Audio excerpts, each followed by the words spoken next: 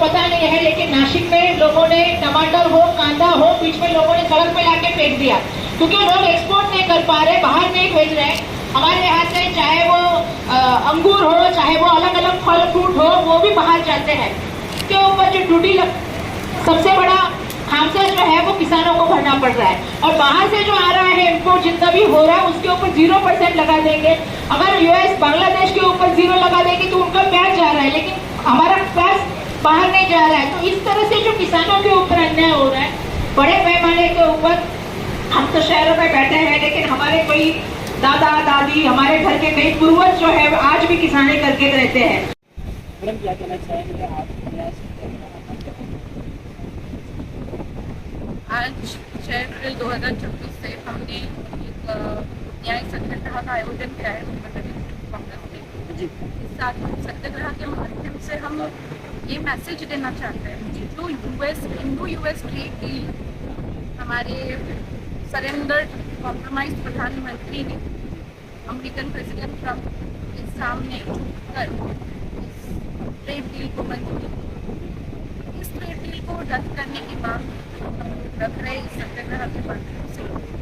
ये जो trade deal है इससे हमारे किसान जो ऑलरेडी कर्ज में डूबे हुए थे, हम देख सकते हैं मजबूरी करके वो लोग एमएसपी का ऑलरेडी ऑलरेडी गवर्नमेंट की तरफ से हो चुका है।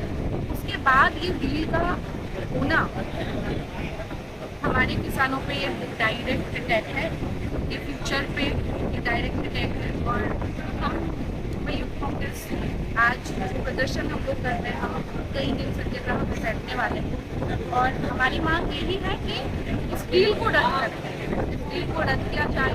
और इस तरीके से जो हमारे भारतीय नागरिकों का जो डेटा भी है, उस डेटा को भी सुरक्षित रखना चाहिए, गवर्नमेंट का काम है। लेकिन उस डेटा को अभी बेच दिया गया है, अमेरिका को बिल्कुल बेच दिया गया है कह सकते हैं। तो ये जो प्रधानमंत्री कर रहे हैं, जो भी दबाव पे आके कर रहे होंगे, ये तो ऑब्वियसली ऐसे ही एक डील को मंजूरी देना जाहिर सी बात है कि एक भयानक दबाव पे रहेगा। शायद वो एप्सलिन फाइल्स वाला दबाव हो, चाहे वो अडानी जी को उनके परम मित्र को बचाने का दबाव हो, जो भी। लेकिन हमारे सत्याग्रह का यही उद्देश्य है कि इंडो यूएस ट्रेड डील को रद्द किया जाए। कितने दिनों का सत्याग्रह आपने? आज से शुरुआत है, हम लोग करीबन ये हफ्ते तो यहाँ पे बैठ गए हैं। और जैसे दिल्ली में इंडियन यूथ कांग्रेस ने 1 महीने का सत्याग्रह किया था, और हमारे एआई समिट में जो प्रदर्शन करके हमारे राष्ट्रीय अध्यक्ष उदय भानु शेट्टी और कई बहादुर युवा साथी अरेस्ट भी हुए थे, और एक प्रोटेस्ट सेशन, और यही इंडो यूएस ट्रेड डील को लेकर हमने प्रोटेस्ट की थी, और इतना हंगामा हो गया। और इसी को आगे बढ़ाते हुए ये अगला पड़ाव है ये सत्याग्रह जो मुंबई में हमने आयोजन किया है, इसको हम ये हफ्ता रखने वाले हैं, और आगे जाके भी देखेंगे कि आगे भी ऐसे तो आगे और भी देश में हो रहा है या फिर खाली मुंबई में रखा जा रहा है? देखिए पूरे देश में हो रहा है।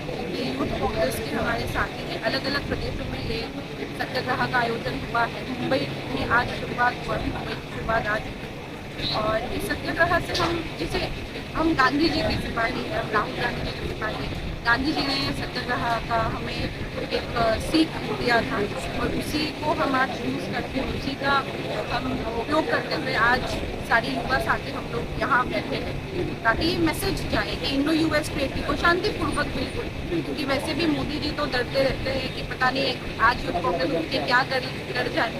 एक टी शर्ट से इतना डरते हैं कि बिहार भेजना पड़ा हमारे अध्यक्ष को।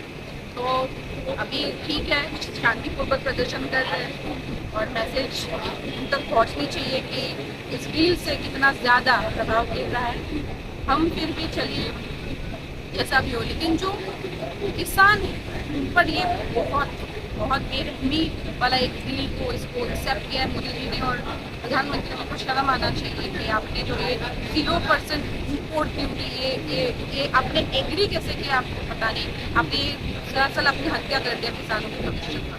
साथ ही जानना चाहेंगे जिस तरीके से हालात चल रहे हैं, चाहे या गैस का हो या किसी भी चीज़ का, उसको किस तरह का आप देखते हैं? क्या आने वाले भविष्य क्या होगा?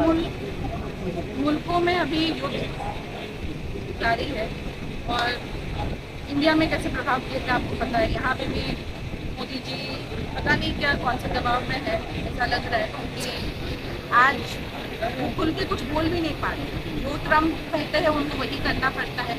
वही एक समय पे ईरान और इंडिया के ताल्लुकात सही थे।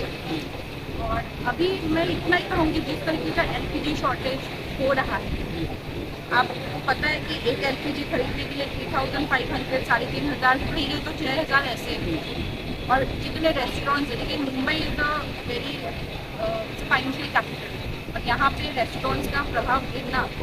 मैं अभी हाल ही में एक रेस्टोरेंट में गई थी, वहाँ पे बोर्ड लगा हुआ था कि 45 मिनट्स रेगुलर टाइम है, बट यहाँ ज़्यादा टाइम लगेगा क्योंकि हमारे पास एलपीजी का शॉर्टेज है।